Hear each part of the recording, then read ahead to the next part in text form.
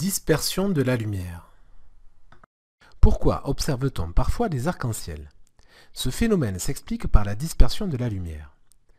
Lorsqu'une lumière blanche traverse un prisme, il est possible d'observer un faisceau contenant toutes les composantes colorées, du violet au rouge. On parle de dispersion. La dispersion d'une lumière est la séparation des différentes composantes colorées de cette lumière. Comment s'explique un tel phénomène? La lumière blanche est composée de lumière colorée, allant du violet au rouge. Une lumière monochromatique, quant à elle, ne sera composée que d'une seule couleur. Dans cette animation, modifions la source blanche par une source monochromatique. On constate que les angles de réfraction dans le prisme dépendent de la couleur de la source. Ainsi, la lumière blanche étant constituée d'une multitude de couleurs, chaque lumière monochromatique suivra une direction différente dans le prisme, entraînant ainsi l'apparition de bandes colorées. Voici l'image obtenue après le passage de la lumière blanche par un prisme, image qu'on appelle aussi spectre. Chaque radiation monochromatique est caractérisée par une longueur d'onde notée lambda. Les radiations de la lumière visible ont des longueurs d'onde comprises entre 400 nanomètres pour le violet et 800 nanomètres pour le rouge.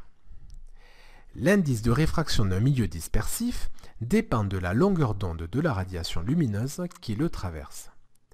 En effet, dans un milieu dispersif comme un prisme, l'indice de réfraction n'aura pas la même valeur selon la radiation. Pour le prisme utilisé ici, l'indice sera de 1,64 pour la radiation violette et 1,60 pour la radiation rouge. En revanche, dans un milieu non dispersif, comme l'air par exemple, l'indice de réfraction sera le même quelle que soit la longueur d'onde, ici de 1 dans le cas de l'air. Pour illustrer nos propos, considérons une lumière blanche formant un angle d'incidence de 30 degrés à l'entrée d'un prisme. Or, souvenons-nous, en entrant dans le prisme, la lumière change de milieu et subit donc une réfraction. Pour connaître l'angle de réfraction, nous utilisons la relation vue précédemment, nr fois sinus I1 égale n prisme fois sinus I2. Puisque n prisme varie selon la radiation, les angles de réfraction sont donc différents. Dans le cas de la radiation violette, l'angle de réfraction vaut 17,8 degrés, alors que dans le cas de la radiation rouge, l'angle de réfraction vaut 18,2 degrés. Les différentes radiations se séparent donc à l'entrée du prisme. On peut remarquer d'ailleurs que la lumière subit une deuxième réfraction à la sortie, ce qui accentue d'autant plus la dispersion.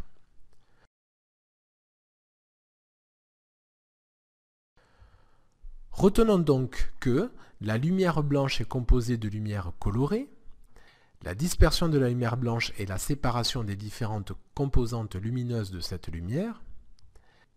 Le prisme est un système dispersif. Son indice de réfraction dépend de la radiation lumineuse qui le traverse. Réalisons un petit test de 3 questions. Mettez sur pause lorsque le symbole suivant s'affiche pour prendre le temps de répondre. Question 1. Choisir la ou les bonnes réponses. Un prisme est un système dispersif car A. Son indice de réfraction petit n dépend de la longueur d'onde de la radiation qui le traverse. B. Il sépare les différentes radiations de la lumière blanche. C. Il renvoie la totalité de la lumière blanche. Le prisme étant un milieu transparent, la lumière a la possibilité de le traverser. La réponse C n'est donc pas correcte. Un prisme peut séparer les différentes radiations qui composent la lumière. La réponse B est donc correcte. Cette propriété, il la doit à son indice de réfraction, dont la valeur varie en fonction de la longueur d'onde de la radiation. La réponse A est donc également correcte. Question 2. Sachant que sinus I2 égale nr sur n prisme fois sinus I1, avec l'indice du prisme pour la radiation violette égal à 1,64 et égal à 1,60 pour la radiation rouge. La radiation colorée la plus déviée par un prisme est A. La radiation rouge, B. La radiation violette, C. Impossible à prévoir. La loi de Snell-Descartes permet tout à fait de prévoir l'angle de réfraction I2. La réponse C n'est donc pas correcte. Sinus I2 dépend de l'indice du prisme. Or, cet indice dépend à son tour de la longueur d'onde de la radiation incidente. Cet indice étant au dénominateur de l'expression, plus sa valeur est grande, comme pour la radiation violette, plus sinus I2 est petit, et donc I2 petit. La radiation violette sera donc plus proche de la normale que la radiation rouge. La radiation violette sera donc la plus déviée.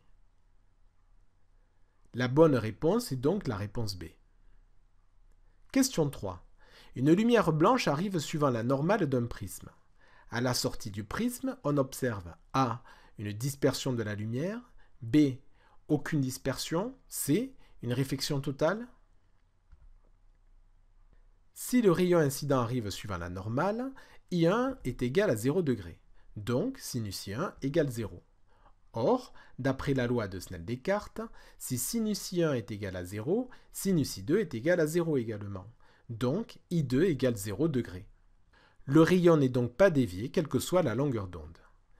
La première face ne disperse donc pas la lumière. En revanche, si on prolonge le rayon lumineux, il forme un angle avec la normale de la deuxième face. Comme nous l'avons vu précédemment, la deuxième face engendre une dispersion. La réponse A est donc correcte.